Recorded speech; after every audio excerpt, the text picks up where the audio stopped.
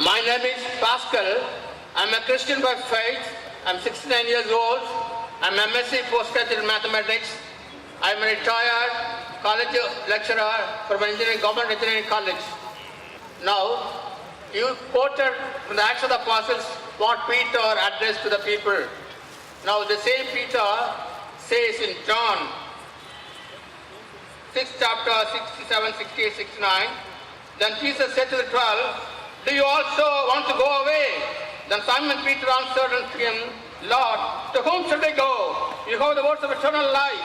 Also, we have come to believe and know that you are the Christ, the Son of the living God. Then Christ said, blessed art thou, Simon Bar-Jonah. It is not flesh and blood that hath revealed it to you, but my Father himself who is in heaven. Now, to your question, I answered this question. I got here 25 points to your asking, who can say that Christ claimed himself to be the Son of God? I have here 25 instances, but I don't want no time. I need a public debate with you if you are ready to agree. Not just one day, a 7-day public debate with you. I can contradict every statement of yours, what you said about Christianity, and maintain my stand. Pastor, my dear pastor has asked a good question. He's quoted the Gospel of John, and he quoted that Peter said that Jesus Christ was Son of God. I'll answer this. So remaining 24 points, my student will answer. You know, there are 100 people, thousands of people in the world who want to debate with me. You know, what I say, there's a criteria for me to debate. I'll come to that afterwards. First, I will answer your question. You quote from Gospel of John that Peter said, Jesus Christ was Son of God.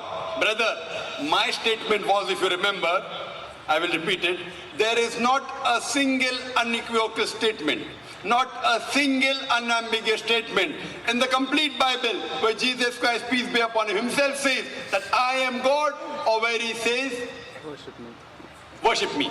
I want to add, and including you, if any Christian can point out a single statement from any version of the Bible, any unambiguous statement, any unequivocal statement where Jesus Christ, peace be upon himself, says that I am God, or worship me. 3 words. I am God, or worship me. 2 words. I am ready to accept Christianity today. I am ready to put my head on the guillotine. I am not speaking on behalf of my other Muslim brother. They may not be well versed in the Bible. Now what you quoted to me is not fulfilling my criteria. Yet I will answer. What you quoted is Peter saying that Jesus Christ is Son of God. Brother, do you know in the Bible there are sons by the tons? God has got sons by the ton. Adam was son of God. Ephraim was son of God. Israel was son of God. All those who are led by the Spirit of God are sons of God.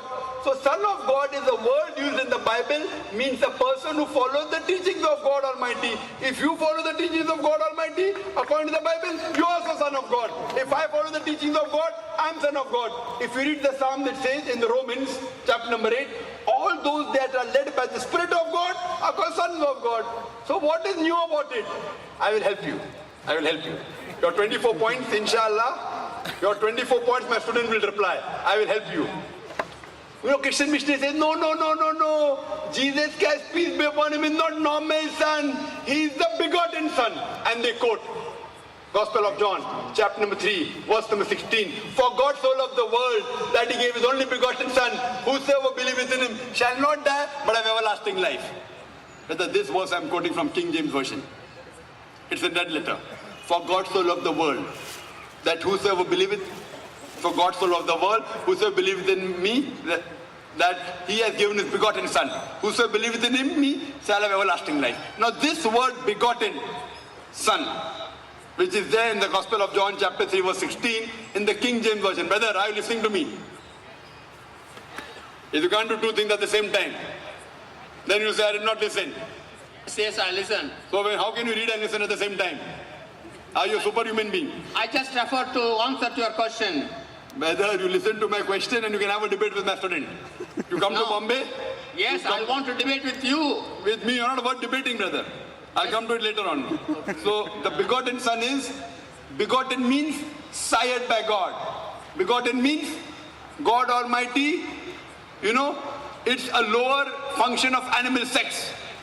It's an insult to Almighty God. So that's the reason in the Revised Standard Version, revised by 32 scholars of the highest eminence, backed by 50 different corporate and Christian denominations, they said that this word begotten in Gospel of John chapter 3 verse number 16 was an interpolation, was a concoction, was a fabrication, and they threw it out of the Bible. Who? Not Muslims, not Hindus, 32 scholars of the highest eminence, backed by 50 different corporate denominations in the Revised Standard Version of the Bible, RSV.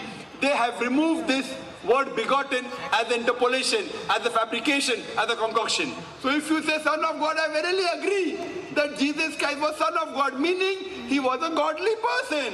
Where do I disagree? But he never claimed he was God. As far as your other part, 24 questions that you have, you want to debate me. If you want to debate me, there are some criteria. There are some criteria. I would not mind debating anyone who on his own can at least gather 10,000 people. If you can give a public lecture.